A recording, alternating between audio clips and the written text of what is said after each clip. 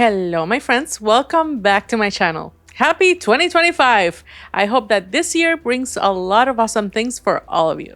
This video, yes, it's a little late, but I was on holiday during all of December and part of January because here in Puerto Rico, we celebrate the longest Christmas in the world, if you didn't know. And I really focused on resting and spending time with my loved ones, so I didn't really have time to film content. I was very busy enjoying Christmas, so yeah. But I am finally back, well rested, thank God, and mentally ready for this year. 2024 brought us so much great music, and great music combined with great visuals creates magic. There were so many album covers that grabbed my attention and stood out to me from all the releases last year, and this video is dedicated to them. And it didn't feel right to start the year without talking about them. Here is my top 10 best album covers of 2024, in my humble opinion. Let's get started. So before we get started with my top 10, I want to start with my honorable mention, and it's Opeth, The Last Will and Testament. This cover caught my attention as soon as I saw it. I love the vintage style composition. It's so well edited and so well balanced, and it's so different from what you normally see from metal bands. It makes you feel like they're telling you, we got a story and we want to share it with you through this album. And boy were they right, this album is a treasure. The artwork was made by Travis Smith, who's actually a very well-known artist in the industry and has worked with many bands like Megadeth and Overkill, for example. Now let's start with my top 10. These are in no particular order of preference, by the way. They are all amazing. The first is Myles Kennedy, The Art of Letting Go. And yes, Myles Kennedy is one of my favorite singers of all time, but that's not why this artwork is on my list. This is a pattern.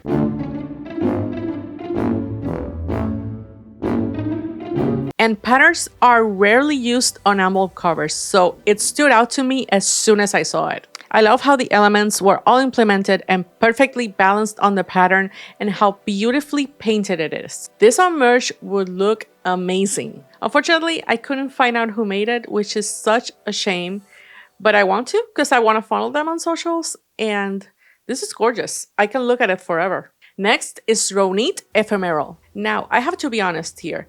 This cover artwork is not perfect. When you look up close, there are some things in the editing that could have been done better, specifically with the lighting and shadows. However, composition-wise, this is well done. It's absolutely beautiful, and it really demands attention from afar, and that's the reaction that you want your cover artwork to produce in your audience. A great cover artwork is not just well done in the technical aspects.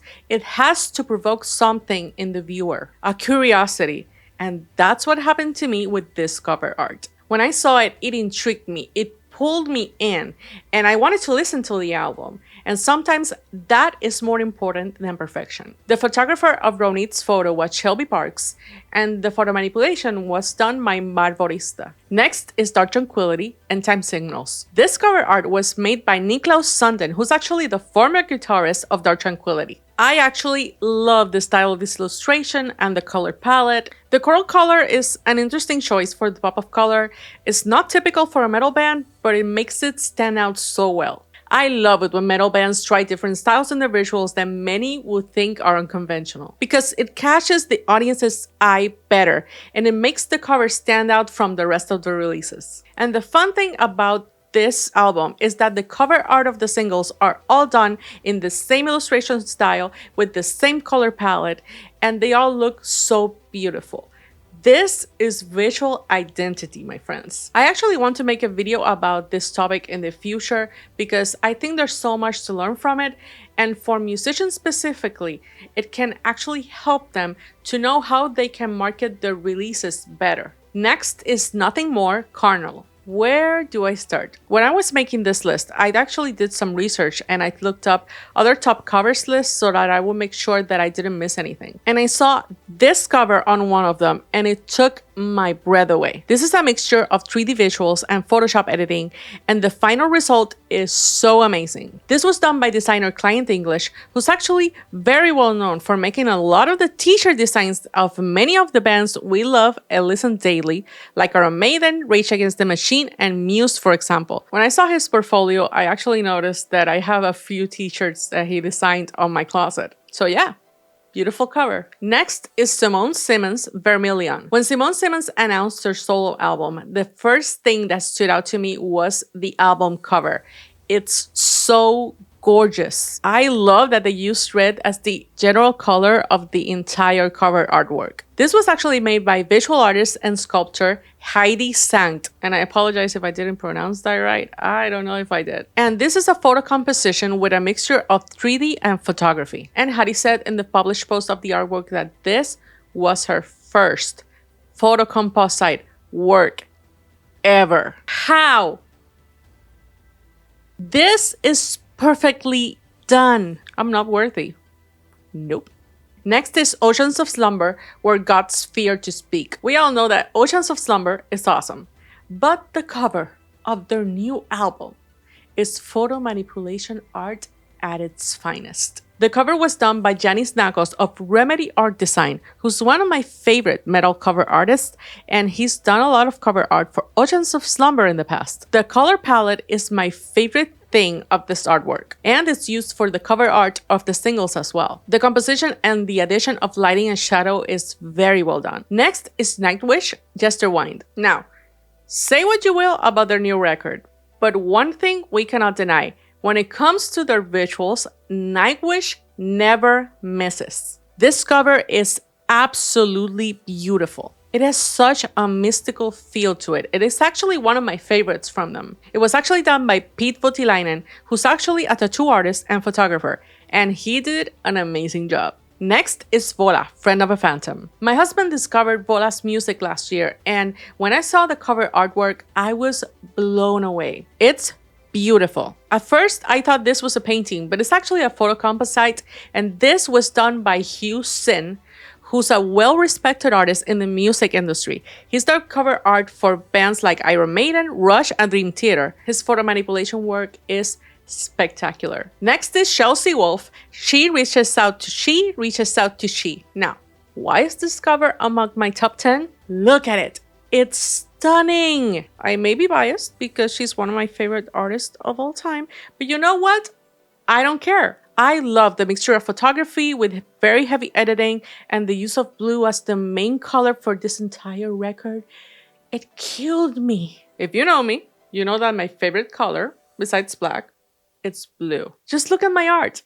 Most of my artworks are in a blue color palette, so yeah. But there's a reason why it's my favorite color. It's not just because it's pretty. Blue is a color that evokes peace and calm and trust in the viewer. And if you listen to Chelsea's music, it's got a very ethereal vibe to it, but also mysterious. And that's what I love about it. And her music brings me so much peace. I don't know exactly how to explain it, but it transports my mind somewhere else. I also love the logo art of the record. It's so unique. The mixture of different font shapes for the letters. I think some of them are handmade and others are taken from different fonts. I could be wrong. Nevertheless, I love it. The photographer of Chelsea's photo is Ebru Gildes, and the designer of the cover was Christopher Leckie, who's also designed the cover art for Chelsea's EPs Undone and Unbound. And last but not least, Alceste, Les Chants de l'Aurore. I don't know if I pronounced that right, but I don't speak French, so forgive me. I mean, do I have to explain why this artwork is at the top of my list? It's freaking gorgeous. Alceste is one of my favorite bands right now. If not my favorite, I actually listen to them every day. And when they announced that they were launching new music, I lost my shit. Then I saw the covered artwork and it brought tears to my eyes. My instant thought was, this truly is art. This artwork suits their music so gracefully. The artwork was done by Joan Losel, who's a contemporary artist and illustrator. His work is so magical and it fits with Alceste's music like a glove. And that's it for my top 10 best album covers of 2024. Let me know in the comments if you agree with my list or if there's a cover that I missed. Don't forget to follow me on Instagram and TikTok and subscribe to my channel so that you won't miss any future videos. I'll see you guys next time. Bye!